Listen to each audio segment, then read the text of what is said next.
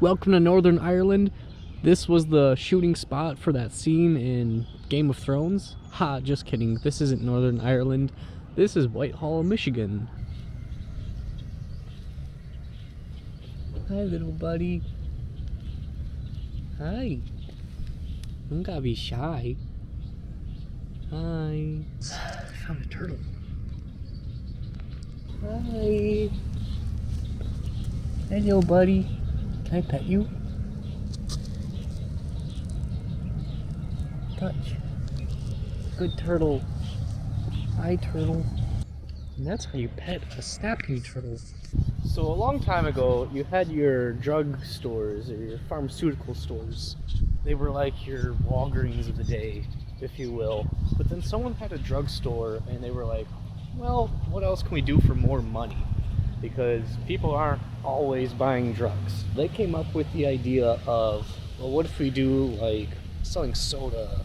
And then they started putting like ice cream and stuff in there and mixing it all together. So then the soda fountain was born. I always heard about these and I heard the stories of that, but I never got to experience like a recreation of one. I've tried to find places around where I live that might have something close to that, and I'm usually pretty disappointed with what I find.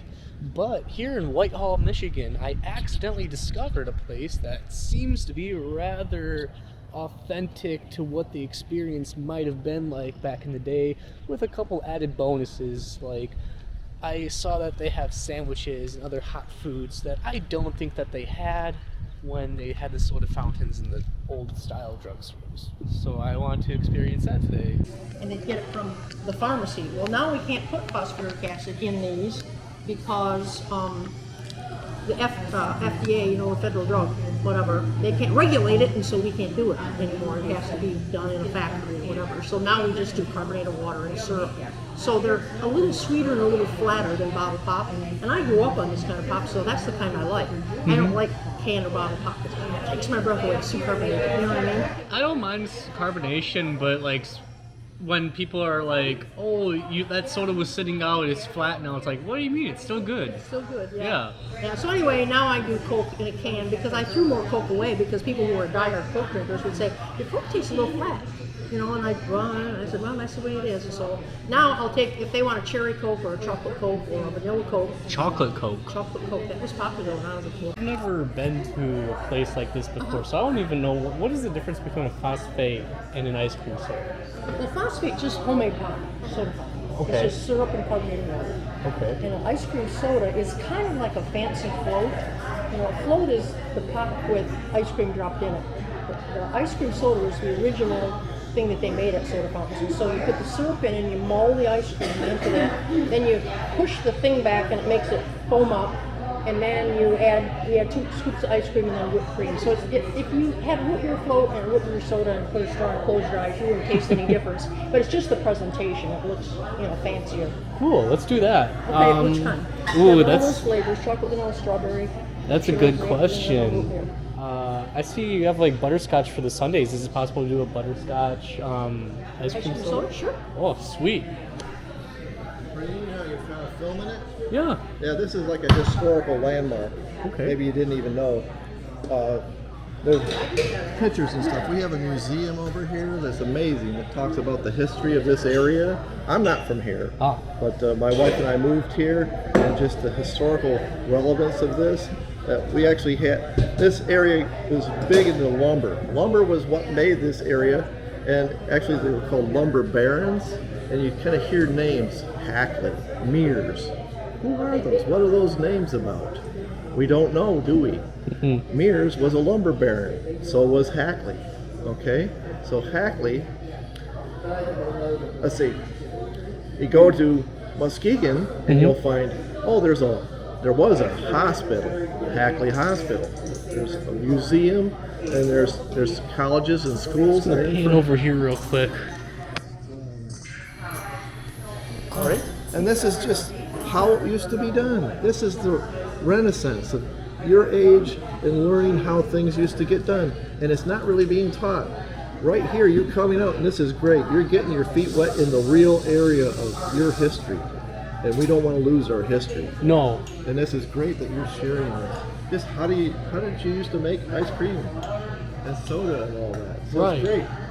I always heard the story of like the ice cream fountain or the soda fountain, but I'm from Wisconsin, and I tried tracking down like some places that were like somewhat similar, and then I would go there and it's like, oh, it's disappointing. They give it to you in a plastic cup, and it's just So how not did you find out about this place? accident, by complete accident. I was looking for a coffee shop in the area, and I saw this on Google Maps, and it's like soda fountain. And I saw a couple pictures. It's like, oh, this looks really authentic, or like close to what it was like. 47 this was put in. Oh man. Yeah, there was a hotel over here, and I hear it burned.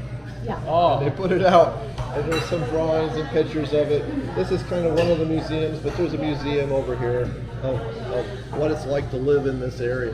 So it's good. I'm really excited about someone your age wanting to know how this all happened. Not just here, because like all over the world, pretty much. Like I just got back from the UK about like a month ago, and like I was learning all sorts of stuff, and stuff I forgot about too. It's like how much culture comes from England. I completely forgot about it. It went right over my head. Well, let me give you a tip on a book that might help you. Okay. Isn't that beautiful? Yeah. And there's a book, it's called The 5,000 Year Leap. And how important it is, you can see it in your own life, that somehow we used to all live for thousands of years, sailing ships, we rode beasts of burden, we cooked on fires, and somehow when this country was founded 200 plus years ago, instantly, within a few hundred years, not 1,000 years, we went to the moon. We have this type of technology. How did this happen? And what we're talking about is freedom. Tyrants, the elite class, and you can even look back on the ancient people that Western civilization is called. Socrates, Aristotle, Plato. If you really read into their philosophies, they were saying, you know what we have is too many people. They're using up all the resources. We need to limit how many people there are. And that was 1,000 years ago, when there was a fraction of what we have now. And there's a book, it's called Super Abundance, that a guy wrote, and I'm reading it just now. And he's talking about what we need to solve our problems is more people. Because it's average people like you that show interest. You're gonna make ideas happen that make things better. When we have a society that's built around standardization, it all sounds good. But what does it stifle? Innovation. You have an idea. Oh my gosh, we never thought of thinking like you think. It's good. That's what the United States had. It was freedom. We weren't bound by kings from England anymore. We could do things the way we want. We could own property. We could think our own thoughts, make our own way. And now we're kind of demonizing it. The Hackley and the Mears that made everybody. I never knew this, that the people that cut down trees, they just worked. There were things that you can go learn about. They put a stamp. I cut down this tree. They would stamp the tree and send it to the mill, and they would get credit for cutting that tree down and get processed. Isn't that interesting? There's a whole lot more behind innovation and things like this than you even imagine. So thank you so much for taking time to do this. Yeah. And passing on to people that you don't even know how blessed we were. And when we get into mass production, what are we lacking? We're lacking the personal touch. And that's what happens. We lose a lot in mass production. It takes a lot to mass produce things. And you'll see that a lot. Did you know the guy once did a master's thesis on how to do things and get it from anywhere in the United States to another point in the United States overnight? He did his master's thesis on this concept that he had. His professor said, that's nice, but it'll never happen. You know what that is today? Is it FedEx It's or FedEx. It is FedEx. You know these things. And he could have been quashed with doubt from his professor from the day one, but he didn't. He took his idea, and that's your idea right now. The thing that I hate is how much like land that I see gets developed for just eyesores, and like the same car wash thing is getting built up all over the place. Like I have a town of like 50,000 people, and we have like 3 car washes that were built up out like overnight. It seems like when we already had like 6 of them, and it's like, why do we need 10 car washes? This is a waste of space. Yeah, we could get. It's just things like that you're learning from the past.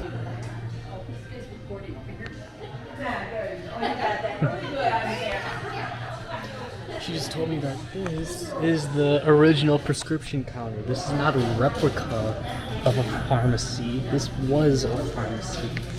I didn't catch it on camera, but the woman working the counter, I think her name is Patty. Please don't quote me on that one though, it's been a while. She was telling me stories about when she operated as a pharmacy. She did not buy this place as an ice cream parlor.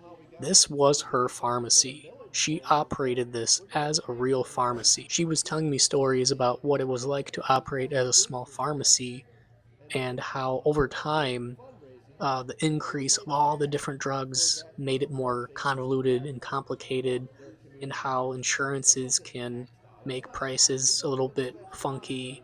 Competition with places like Walgreens made it tough, and so on and so forth. It blows my mind that she actually operated this place as a pharmacy. If you haven't picked it up yet, this place is an amazing place to come and to hear some great stories from the people that actually lived them. Sometimes they get us confused by looking too broadly, but we have to look at things as individual incidents also. And how do we change things?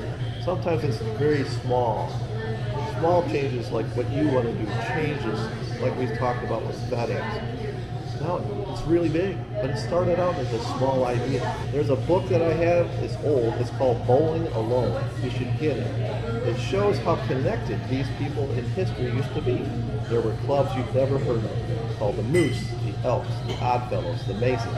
Then you had PTA, and then you had things like your bowling club, your golf outings. You were so personally connected and invested in your community that you didn't really worry outside of it. The only clubs I see now are like for like wealthier people, like yacht clubs and stuff like that. It's interesting, isn't it? But where did they all go? You see their infrastructure, you might see their buildings, you know, but they're historical. They're made other types of uses, but they were built, and that's what people don't even realize. Sometimes we say things have to change, well, they don't really, because these buildings. Look at Buckingham Palace. It's a real old building. They didn't destroy it.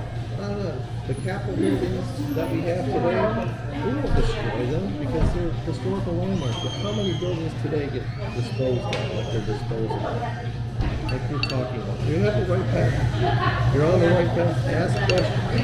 In quality control, we always say, ask at least 5 questions. Why? Make people explain it and then say, why do you do that? I don't understand. And let them explain over why. And ask why again. And then if they run out of answers, they probably don't really know. There you go. Well, thank you, never heard of that. For your efforts. Thank you. Yeah, don't give up. You're worth it. All right. Everybody that watches, you're worth it too. Thank you. Good one.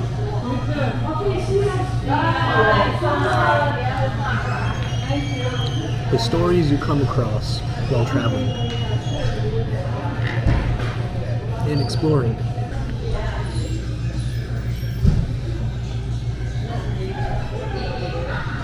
That was a delightful little experience. So originally I just wanted to find some coffee before Michigan's Adventure opened up, and I found this place online on Google Maps, but they have some really other cool coffee shops I want to check out here too. Like they have the Book Nook and Java shop.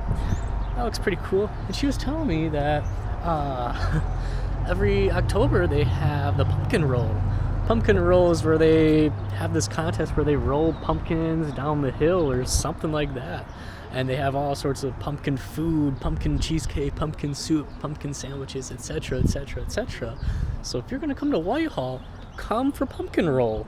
And also, go on over to the drugstore for a good old-fashioned soda fountain. I made a mistake of calling this place Whitehall. Whitehall is the tiny little bridge across the river, lake. I don't know what it is. If it's a river, it's a slow-moving river. Anyway, this place is actually Montague. I don't know if I'm saying that right. I can now pronounce Edinburgh, but I might not be able to say Montague. It's just a nice area. People are friendly. It's that slow town vibe. I highly recommend coming to Montague and Whitehall, Michigan, if you didn't know.